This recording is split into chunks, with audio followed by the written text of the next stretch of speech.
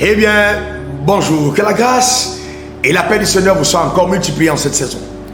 Je voudrais partager avec vous sur l'importance d'avoir la foi en Dieu. Eh bien, c'est quoi avoir la foi en Dieu? Avoir la foi en Dieu, c'est avoir confiance en Dieu. Et si j'ai confiance en Dieu, j'ai confiance en la parole de Dieu, j'ai confiance en la promesse de Dieu.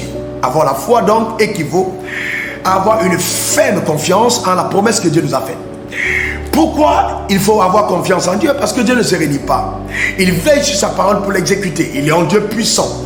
Quand il parle, sa parole court avec vitesse pour l'exécuter. Qu'importe le temps que ça prend, la confiance en Dieu ne va jamais, je dis bien jamais, te décevoir. Je voudrais donc t'encourager à ne pas te laisser abattre par les circonstances autour de toi, par la réalité autour. Pourquoi? Parce que la parole de Dieu est différente des réalités que nous vivons.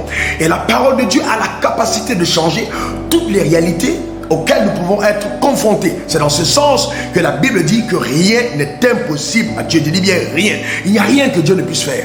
Quel que soit ce qui a été dit dans ton village, concernant ta destinée, concernant ton mariage, concernant ta vie, concernant tes affaires, je viens simplement te dire que si tu places ta confiance en Dieu, c'est-à-dire en l'œuvre accomplie à la croix par Christ, quand il a dit tout est accompli, alors tu vivras la plénitude de ses desseins arrêtés à ton égard. Il dit: petit troupeau, ne crains point, c'est de mon bon plaisir de te donner mon royaume. Il n'y a rien que Dieu ne puisse faire.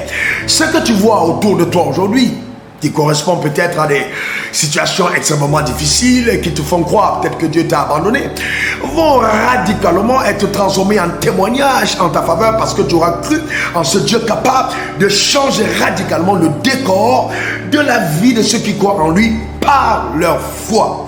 Eh bien, tout le monde, je dis bien tout le monde, peut avoir la foi. Sinon, Dieu n'aurait pas dit: sans la foi, il est impossible de m'être agréable.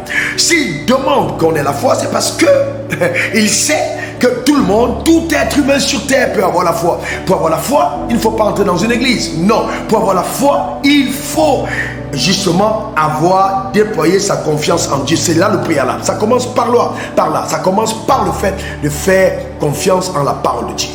Une femme cananéenne qui n'était pas juive a entendu parler de ce que le Seigneur Jésus faisait.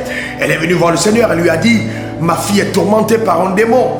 Les apôtres, les disciples lui ont dit: mais il faut chasser cette femme. Elle n'a rien à voir avec cette histoire. Elle n'est pas concernée. Elle n'est pas de notre dénomination. Et elle n'a pas droit à cette promesse. Le Seigneur a dit à la femme: dame, écoute, je veux bien, mais il n'est pas permis de prendre la nourriture des enfants et de donner aux chiens. La femme a dit: ok, je le comprends bien, mais il est quand même permis aux chiens de manger les miettes qui tombent de la table. Et donc Jésus a dit à la femme: ta foi est grande. Et donc sur ce, la femme a reçu la délivrance justement dans sa famille. Sa fille a été délivrée. Je voudrais donc te dire que même si effectivement, tu n'es peut-être pas de ceux qui font une alliance avec Dieu par le sang de Jésus, mais les miettes de la table peuvent encore sauver ta situation, sauver ta vie et te permettre justement d'avoir une alliance aussi, d'être réconcilié avec lui. Et pour vous qui êtes nés de nouveau, pour vous qui avez donné votre vie au Seigneur, eh bien, ne vous contentez pas des miettes. Allez-y à table. Il y a un cocktail, il y a un buffet de bénédictions préparé pour chacun d'entre nous. Allons à table et jouissons de ce que le ciel nous a réservé par la foi. Quand ta foi a dit oui, même le ciel ne peut dire non, car il est écrit qu'il te soit fait selon ta foi et non selon la prophétie de ton pasteur, selon la parole du prophète, non, mais selon ta foi. Ta foi a la capacité d'éteindre tous les traits enflammés du malin. C'est-à-dire que même si l'enfer se réunissait et que Satan et tous les démons décidaient de te faire tomber, tant que ta foi dit non, alors les actions des ténèbres, la puissance de Satan ne pourra pas t'atteindre. Que cette grâce t'accompagne, que la faveur te garde et que ta vie se transforme en un témoignage éloquent. Cette semaine encore, que tu vois la gloire de Dieu éclater dans tous les domaines, dans ta santé, dans ton mariage, dans tes fiançailles, dans tes attentes, à tous égards, au niveau de ton travail, dans tes affaires. Sois visité par la puissance de Dieu et vis sur terre le rêve que Dieu t'a réservé, ce qui a été écrit de sa propre main. Ne te compromets pas. Ne permets pas aux réalités de stopper ton élan, ton engouement, ta dynamique de la foi. Car le Dieu que nous servons est un Dieu qui nous réserve des surprises. Eh bien, cette semaine encore, je sais que beaucoup d'entre nous auront des surprises que notre foi va saisir. Ne lâche pas l'affaire. Va jusqu'au bout.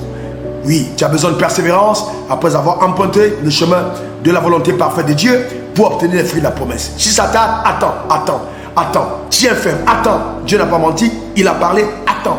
Ça se réalisera, certainement. Eh bien, que Dieu te bénisse. On est ensemble. Écris-moi pour me donner ton témoignage. C'est Raoul Wafo, ton serviteur. Je vous aime tellement et j'engage ma foi à votre égard. Je déclare et établis que toi aussi tu vivras des choses exceptionnelles. Demeure béni et comblé.